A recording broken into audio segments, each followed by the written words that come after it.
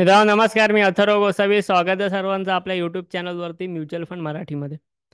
आजच्या टॉपिकमध्ये आपण शिकून घेणार आहोत की तुम्हाला म्युच्युअल फंड इन्व्हेस्टमेंट करताना डायव्हर्सिफिकेशन का गरजेचं आहे आणि ह्या डायव्हर्सिफिकेशनमध्ये तुम्ही किती प्रकारे डायव्हर्सिफिकेशन करू शकता. सोबतच तुमच्यासाठी फॉरेन स्टॉक्समध्ये म्हणजे त्या म्युच्युअल फंड्समध्ये इन्व्हेस्टमेंट करणं का जास्त गरजेचं आहे हेही मी तुम्हाला सांगणार आहे. स्वतः आपण या व्हिडिओला सुरुवात करूया.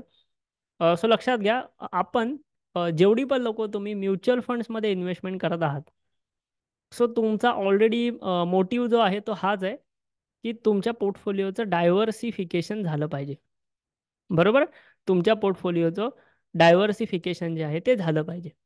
आणि त्या पद्धतीने जे आहे ते तुम्ही काम सुद्धा करताय, म्हणजे लाईक एका म्युच्युअल फंडमध्ये 50 स्टॉक 100 स्टॉक्स असतात. तुम्हाला असं वाटत असतं की तुमचं डायव्हर्सिफिकेशन होत आहे, पण एक गोष्ट लक्षात घ्या की हे जर तुमचं डायव्हर्सिफिकेशन आहे ना, हे फक्त इक्विटी मार्केटमध्ये होते. ठीक आहे. इक्विटी मार्केट म्हणजे काय, की तुमचं डायव्हर्सिफिकेशन डायरेक्टली स्टॉक्समध्ये होतं. तुम्ही फक्त विविध स्टॉक्स विकत घेताय, विविध कंपन्या विकत घेताय. पण इक्विटी मार्केटच्या बाहेर तुमचं डायव्हर्सिफिकेशन होत नाहीये. म्हणजे एखाद्या वेळेस जर 2020 सारखी सिच्युएशन आली किंवा 2008 सारखी सिच्युएशन आली, तर एखाद्या वेळेमध्ये इक्विटी मार्केट जे आहे ते 40-50% क्रॅश होऊ शकतं. आणि ते रिकवर होण्यासाठी परत 2 वर्ष 3 वर्ष 4 वर्ष लागू शकतात. मार्केटमध्ये काहीही होऊ शकतं. अशा वेळेला तुमचा टोटल पोर्टफोलिओ जो आहे तो निगेटिव्हमध्ये असणार का? कारण की तुम्ही डायव्हर्सिफिकेशन तर केलेलं आहे, पण ते केवळ इक्विटी मार्केटमध्ये स्टॉक्समध्ये केलेलं आहे. म्हणजे विविध स्टॉक्समध्ये स्टॉक्स घेणाऱ्या म्युच्युअल फंडमध्ये केलेलं आहे. त्यामुळे तुमचा पोर्टफोलिओ रिकवर होण्यासाठी टाईम लागू शकतो. तुम्हाला या काळामध्ये जर पैशाची गरज असेल तर तुम्हाला जबरदस्ती थांबावं लागू शकतं किंवा लॉसमध्ये म्युच्युअल फंड विकून त्याच्यामधनं पैसे बाहेर काढावे लागू शकतात. या गोष्टीसाठी डायव्हर्सिफिकेशन फार जास्त उपयोगी आहे, इम्पॉर्टंट आहे. डायव्हर्सिफिकेशन तुम्ही कोणत्या कोणत्या प्रकारे करू शकता म्युच्युअल फंड्समध्ये. तर लाईक तुम्ही थोडंसं हायब्रिड कॅटेगरीमध्ये जाऊ शकता. आता हायब्रिड कॅटेगरीचे म्युच्युअल फंड्स कोणते आहेत टॉपचे, याबद्दल मी डिटेल व्हिडिओ बनवला आहे.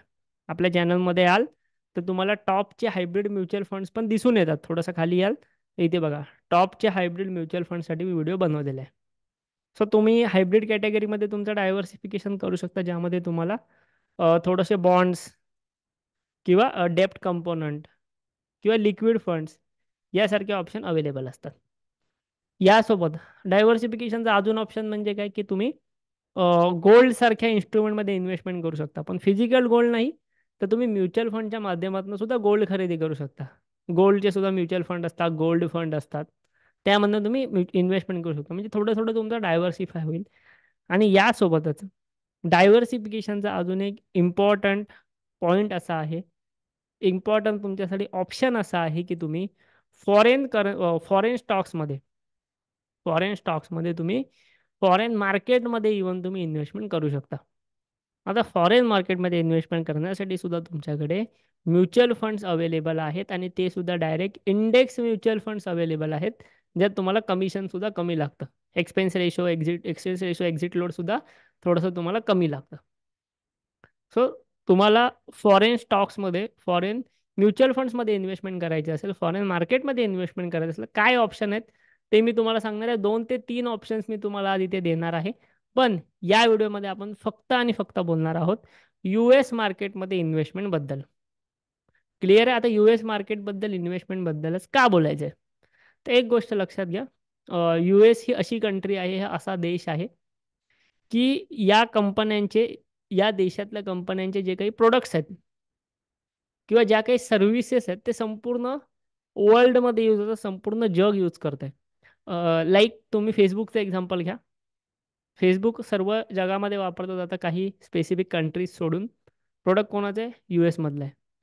तुम्ही ॲमेझॉन घ्या, म्हणजे ह्या US मधल्या मोठ्या मोठ्या कंपन्या आहेत ज्या संपूर्ण जगामध्ये आज वापरल्या जात आहेत. ओके. फेसबुक असेल, ॲमेझॉन असेल, एअरबीएनबी असेल, त्यानंतर व्हॉट्सअप असेल, जे सुद्धा तुमचं फेसबुकच्याच अंडर येतं. किंवा तुमच्या टेस्लासारख्या कंपन्या असतील. अशा प्रकारे जे आहे US मध्ये अशा काही कंपन्या आहेत ना, त्या कंपन्यांचे प्रोडक्ट्स वर्ल्ड वाईड वापरले जातात, आवडीने वापरले जातात, डेली वापरले जातात. मग तुम्ही जे डेली आता यूट्यूब बघताय, गुगल असतं तुमच्याकडे, हे सर्व प्रोडक्ट US मार्केटमधले आहेत.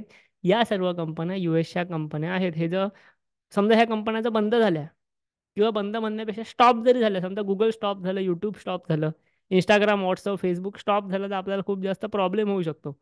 आपल्याकडे ॲपलचे डिव्हाइसेस असतील, ॲपल स्टॉप झालं, आपल्याला खूप जास्त प्रॉब्लेम येऊ शकतो. ॲमेझॉन स्टॉप झालं, प्रॉब्लेम येऊ शकतो. सो अशा प्रकारे ह्या ज्या सर्व कंपन्या आहेत ना, हे एकाच देशातल्या कंपन्या आहेत आणि त्यामुळे त्या देशाच्या मार्केटमध्ये इन्व्हेस्टेड असणं आपल्यासाठी फार जास्त गरजेचं आहे डायव्हर्सिफिकेशन पर्पजसाठी. आणि जर तुमची इन्व्हेस्टमेंट याच कंपन्यात होणार असेल तर तुमच्यासाठी ते अजून सुवर्ण संधी आहे.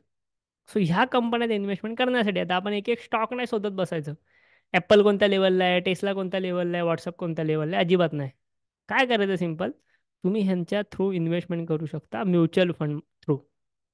आणि ते पण करायचं ह्यांच्या इंडेक्स फंडमध्ये. ठीक आहे. सो US मार्केटमध्ये दोन इंडेक्स आहेत ज्याच्यामध्ये आपण इन्व्हेस्टमेंट करू शकतो इंडियामध्ये बसून. त्याच्यामध्ये पहिला येतो तो म्हणजे नॅशडॅक. नॅशडॅकबद्दल मी मल्टिपल व्हिडिओज बनवले आहेत चॅनलला, तुम्ही बघून घेऊ शकता. नॅशडॅक हा USचा एक टेक हेवी इंडेक्स आहे. आणि ह्याच्यामध्ये फक्त टेक आहे असं नाही, टेक हेवी इंडेक्स आहे ज्याच्यामध्ये USच्या टॉपच्या 100 कंपनीज येतात. मग ज्याच्यामध्ये तुमचं फेसबुक आहे, गुगल आहे, तुमची Airbnb आहे, ॲमेझॉन आहे, ह्या सगळ्या मोठ्या कंपन्या येतात. लाईक जर तुम्ही ह्यांची लिस्ट पाहिलात, गुगलला जाऊन जरी नॅशडॅक 100 टाईप केलात, त्या 100 कंपन्यांची लिस्ट तुम्हाला येते, ज्यामध्ये तुम्हाला ॲपल आहे, Airbnb आहे, ॲडोबी आहे. तुम्ही जर थोडं थोडं खाली गेलं तर तुम्हाला त्यानंतर तुमचं गुगल वगैरे ह्या सगळ्या कंपन्या दिसून येतील. मायक्रोसॉफ्ट आहे, नेटफ्लिक्स आहे. सो ज्या कंपन्या आपण यूज करतो त्या सर्व नॅशडॅक 100मध्ये येतात. सो त्यामुळे नॅशडॅकमध्ये इन्व्हेस्टमेंट करणं इम्पॉर्टंट आहे आपल्यासाठी, कारण हेच प्रोडक्ट आपण डेली वापरत असतो. सो जर तुम्हाला नॅशडॅकमध्ये इन्व्हेस्टमेंट करायची असेल तर तुमच्यासाठी दोन म्युच्युअल फंड्स आहेत जे तुम्ही कन्सिडर करू शकता. पहिला म्युच्युअल फंड म्हणजे मी तुमच्यासमोर नाव त्याचं लिहितो, तो म्हणजे Motilal Oswal Nasdaq 100. Okay, Motilal Oswal Nasdaq 100 fund of fund. So हा एक म्युच्युअल फंड, आता हा इथे मी ओपन झाला आहे तो ETF आहे. बट आपण इथे Motilal Oswal Nasdaq 100 fund of fund जर केलं तर मी तुम्हाला टाईप करून दाखवतो, एकच मिनटं.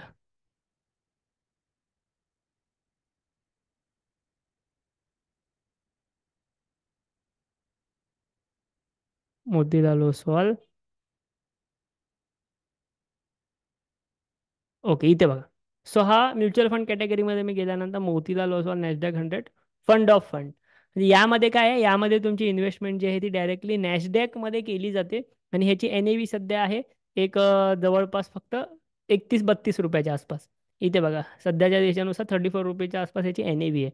सो 35 रुपीजच्या NAV वरती तुम्ही नॅशडॅकमध्ये इन्व्हेस्टमेंट करू शकता, नॅशडॅक ह्या इंडेक्समध्ये इन्व्हेस्टमेंट करू शकता. हा एक म्युच्युअल फंड आहे, ह्याचा तुम्ही स्क्रीनशॉट काढून ठेवू शकता, तुमच्या ॲपमध्ये जाऊन सर्च करू शकता. त्यासोबतच तुमच्यासाठी नॅशडॅकचा इंडेक्स फंड पण आहे. तुम्ही ते इथे येऊन फक्त नॅशडॅक 100 इंडेक्स फंड जरी टाईप केलात तरी तुम्हाला ICICIचा नॅशडॅक 100चा इंडेक्स फंड पण भेटेल. ह्याची NAV फक्त 14 रुपये. ठीक आहे. म्हणजे तुम्हाला इथे नॅशडॅक 100 ह्या इंडेक्समध्ये जर इन्व्हेस्टमेंट करायची असेल, म्हणजे कोणत्याही म्युच्युअल फंड मॅनेजरला पैसे न देता तुमची इच्छा आहे की डायरेक्ट इंडेक्समध्ये मी इन्व्हेस्टमेंट करेन, SIP करेन, लमसम करेन, तर हा म्युच्युअल फंड आहे ज्यानुसार तुम्ही 100 कंपन्यांमध्ये नॅशडॅकचे इन्व्हेस्टमेंट करू शकता. त्यानंतर अजून एक इंडेक्स आहे US मार्केटमध्ये ज्यात तुम्ही इन्व्हेस्टमेंट केली पाहिजे, तो म्हणजे S&P 500. म्हणजे नॅशडॅकमध्ये जसं 100 कंपन्या येतात तशा S&P 500मध्ये 500 कंपन्या येतात, USच्या 500 कंपन्या येतात. तुमचं डायव्हर्सिफिकेशन कोणत्या लेवलवरती होईल याचा तुम्ही विचार करा.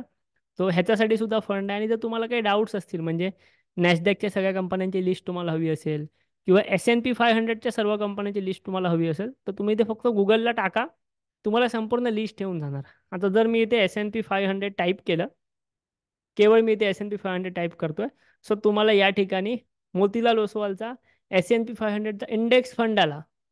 म्हणजे काय की डायरेक्टली तुमची इन्व्हेस्टमेंट S&P 500 च्या इंडेक्समध्ये होते आहे, इंडेक्स फंड थ्रू.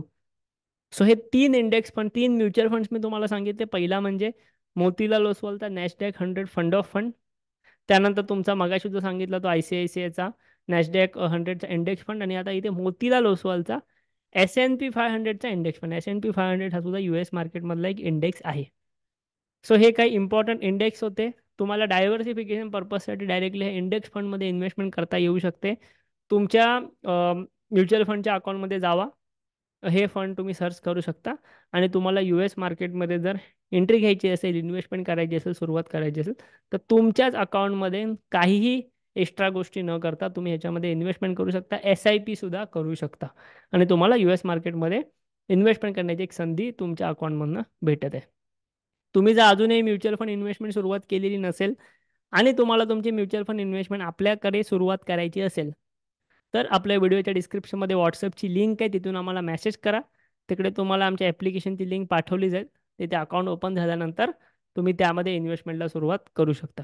की व्हिडिओ तुम्हाला आवडला असेल, माहिती आवडली असेल, तर व्हिडिओला नक्की लाईक करा. कमेंटमध्ये आम्हाला तुमचे फीडबॅक द्या. चॅनलमध्ये नवीन आलेले असाल, मराठीतनं म्युच्युअल फंडबद्दल सर्व काही शिकायचं असेल, व्हिडिओज भरपूर सारे अवेलेबल आहेत, नक्की बघा. आपल्या चॅनलला सबस्क्राईबसुद्धा नक्की करा. व्हिडिओ लाईक करा आणि कमेंट करून सबस्क्राईब नक्की करा. थँक्यू. धन्यवाद.